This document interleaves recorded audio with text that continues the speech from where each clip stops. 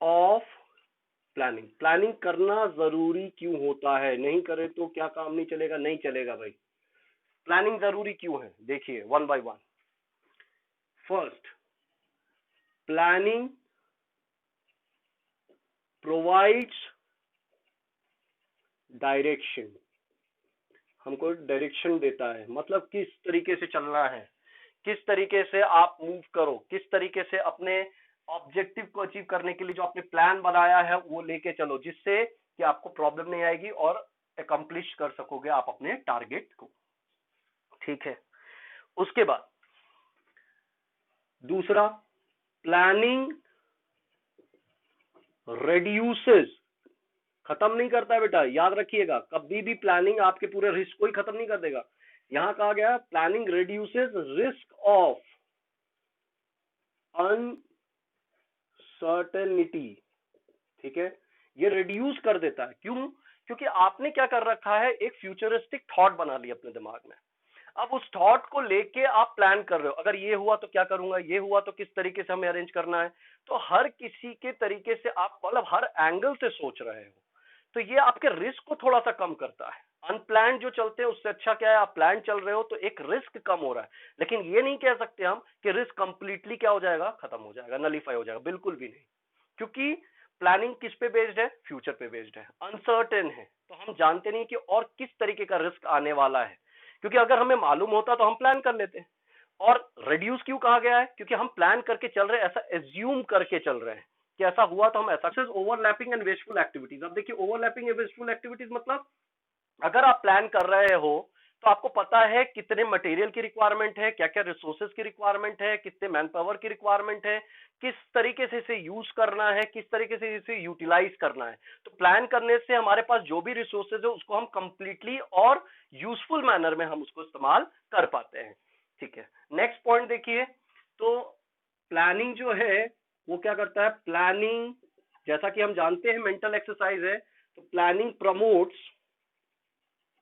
ठीक है, innovative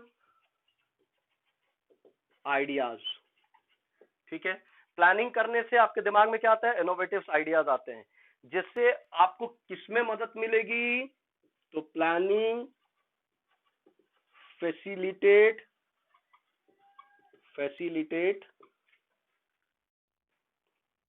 decision making. ठीक है, डिसीजन मेकिंग करने में आपको आसानी होगी, क्योंकि इनोवेटिव आइडियाज आएंगे, मतलब किसी भी काम को कितने बेस्ट टू बेस्ट वे से कर सकते हैं, ये कौन रीड आउट कर सकता है, मेंटल एक्सरसाइज से ही होता है, थॉट प्रोसेस से होती है। और इसमें हमको क्या मदद मिलेगी, क्या मदद करता है प्लानिंग हमको, डिसीजन मेकिंग लेने में। तो ये इनके इंपॉर्टेंस है। ठीक है, ये इनका इंपॉर्टेंस हो गया। अच्छा, उसके बाद प्लानिंग एक और चीज काम करता है, क्या करता है, प्लानिंग स्टैब्लिशेस, ठीक है, स्टैंडर्ड ऑफ कंट्रोलिंग। इसका मतलब क्या हुआ, इसका मतलब ये हुआ कि जो हमने स्टैंडर्ड तय कर रखा है, जिस तरीके से हमारा काम होना चाहिए, जिसको मैंने मॉनिटर का नाम दिया कि मॉनिटर करना पड़ता है, फॉलो अप करना पड़ता है, प्रोसेस में हमने देखा। तो जो हमने स्टैंडर्ड सेट कर रखे, क्या उसी स्टैंडर्ड के बेस पे हमारा काम हो रहा है या नहीं हो रहा है। कंट्रोलिंग मतलब follow up action. Leads to rigidity. Rigidity का मतलब एक बार आपने प्लानिंग बना लिया तो हमेशा आप बदल नहीं पाओगे, हर बार उसको बदल नहीं पाओगे, क्योंकि प्लानिंग करने में बहुत ज्यादा टाइम लगता है, पैसा लगता है, मेंटल एक्सरसाइज लगते हैं। आपने एक बार कर लिया, सिचुएशन चेंज हो गई तो ऐसा नहीं है तुरंत में आप प्लानिंग चेंज कर दोगे। इसीलिए रिजिडिटी मतलब जो आसानी से ना बदला जा सके, रिजिड हो, तो इसीलिए ये इसकी सबसे बड़ी वीकनेस है। दूसरी चीज, planning do not work in dynamic environment. ठीक है, डायनामिक एनवायरनमेंट में प्लानिंग काम नहीं करता है। डायनामिक मतलब जो हमेशा चेंज होता रहे, जो स्टेबल है ही नहीं। जिस तरीके से एक तरीके से अफगानिस्तान की बात कर ले, या जहां पे अटैकिंग कंट्रीज हैं, जहां कोई भी इकोनॉमिक स्टेबल नहीं चल रही है, वहां पे आप प्लानिंग नहीं कर सकते, क्योंकि अभी एक पल में क्या होगा, दूसरे पल में क्या होगा हमें नहीं मालूम। हमने एक प्लानिंग करी, अरे यार ये प्लानिंग फेल हो गया, फिर दूसरी प्लानिंग, अरे ये भी प्लानिंग है, अप्लाई कर सकते हैं।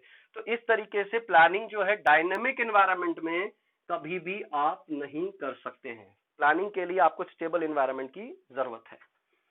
अच्छा, एक यहां पे अभी हमने देखा था, प्लानिंग जो है प्रमोट करता है इनोवेटिव आइडियाज को, लेकिन प्लानिंग जो है यहाँ पे लिमिटेशन में हम देख रहे हैं रिड्यूसेस क्रिएटिविटी। अब क्रिएटिविटी को क्यों रिड्यूस करता है? क्योंकि जो सुपीरियर हैं वो सबऑर्डिनेट की सुनते नहीं है, लोअर लेवल मैनेजमेंट की सुनते नहीं है, वो सोचते हैं कि अरे अच्छा तुम मुझे बताओगे कि क्या होना चाहिए।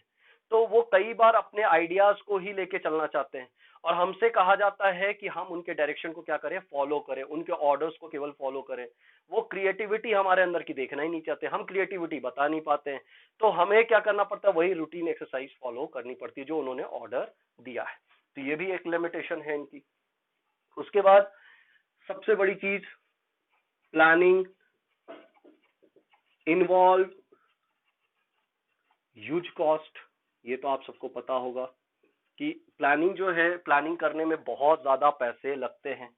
अच्छा, नेक्स्ट पॉइंट भी इसी से रिलेटेड है, देखिए क्या है।